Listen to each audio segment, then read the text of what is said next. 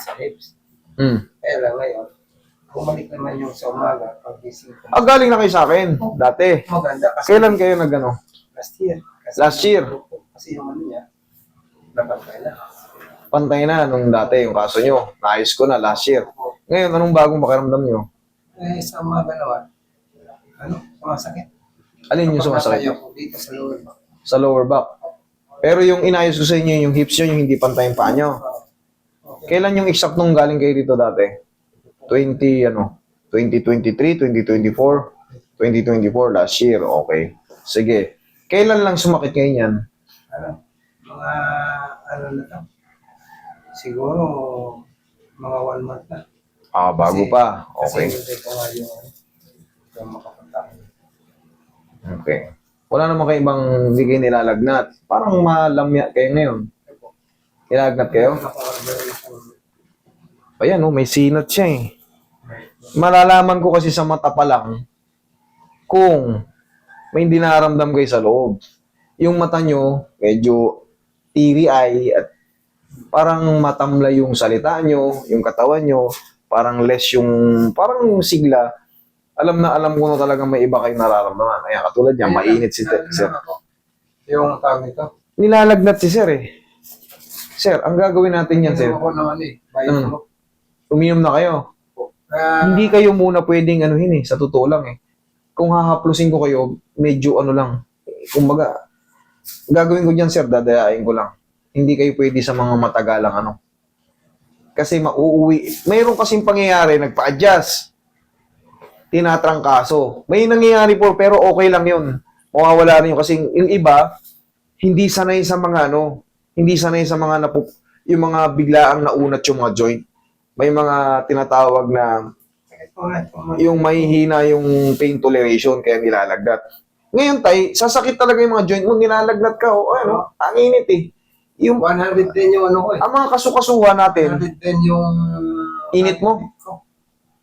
Kaya nga eh, iba yung pa weak ka ngayon sir eh. Pwedeng pagalingin mo muna yung ano mo. Na, sumasakit na pala yung kasukasuhan mo eh. Yung balakang mo, pwede kong galawin yan. Pero yung mga yan, kahit hindi naman pilay, kahit hindi yan pilay, pag nilalagnat tayo, ang pakiramdam natin sa mga kasukasuan natin. Matagal na doon, wala pa akong flu. Oh, hindi nga ngayon madadagdagan pa yan tayo kasi nga, iba yung pakiramdam natin ngayon. Tandaan natin ba, ano bang nararamdaman natin pag tinatrangkasa tayo? Weak yung mga ano natin, immune system natin, yung mga joint natin, masasakit. Anong gagawin natin?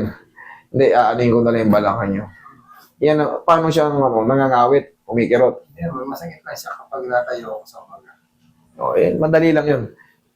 Pero sir, expected nyo na ano kayo na magpapagaling pa kayo. Iba kasi yan, nilalagnat na kayo eh.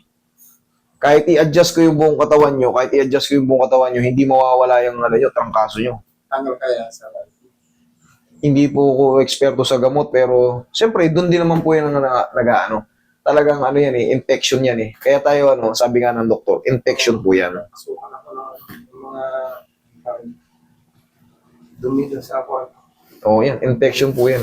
May short kayo, para kahit pa paano haplosin ko yung tuhod nyo. Haplos lang ng pagmamahal, dadayain.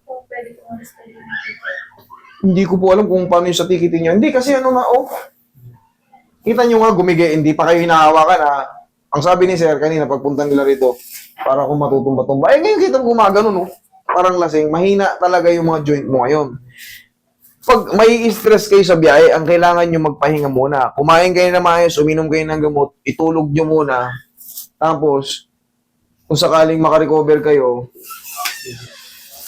tsaka kayo pinagubad ang pantalon kasi mahigpit yun. Tagilid kayo, tagilid. Yan, tagilid. Itong balakang nyo. Oh, tingnan mo Mainit-init na. Lalo sa leg niya. Namumula na nga yung ulo niya. Tignan mo yung kulay ng ulo niya. Yung mata mo, medyo teary-eye na, kaya alam ko na kagad na may dinaramdam kayo eh.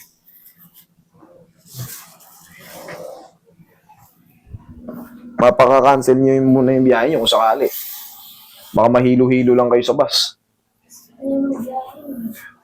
Hindi. Kayo nang bahala ron. Kayo mag-desisyon doon. Basta, Sinabi ko sa inyo, yung assessment ko na kailangan Pahinga ako. mapahinga. Kumain kayo ng maayos, mamaya tanghalian, uminom kayo ng gamot. Ang gamot nyo, okay, relax lang. Itong balakang nyo, pwede itong pitikin. Yan. Kabilang side. Very soft lang yan, kabilang side. Tapos mamassage natin. Pero malambot lang na massage. Okay, relax lang. Oh, sarap. Sige, dapa kayo. Ay, tanggalin mo muna to, ha? Ma'am, ano? Saan ba kayo sa Bicol? Sorsogon, ilang oras kang biyahe ron, pre? 14. Kita mo. Halos isang buong maghapon. Ay, hindi lang. 12 oras na yung buong maghapon, eh. Lampas ka pa. Kalahating ano. Sorsogon, malayo-layo. Kasi ang minimum ng Bicol, 7 din. Sa bungad pa lang yun, ha? O, di dalawang Bicol lang, dalawang paganito hanggang bungad ng Bicol. 14 hours. Oroy, massage mo si tatay. Ano lang, ha? Soft touch lang, ha? Ayan, mainit-init na, eh. O. Kumain na ba kayo, tay? O, kumain na kayo tapos may kain na niya sa kando, di ba? Tapos painumin mo siya ng gamot. Inahan ko ni Hambin. Wala. Yung na sa ceiling para matapos na natin mo siya. Kailangan nito si sir. Siyempre tatrangkasuhin to si sir. Yun ang hula ko rito kasi nga ganito na yung pakiramdam niya. Ang gagawin nyo dyan, sir, ipahinga nyo. Kumain siya na muna maayos. Uminom ka ng gamot. Dire-diretso yung mapahinga para gumaling kayo. Kung babiyahe kayo ng 14 hours ngayon, wala, yari kayo. O, mapapahinga pa naman kayo ngun. Sige, pahinga muna kayo. Ina-plus ko lang yung ano nyo. Okay?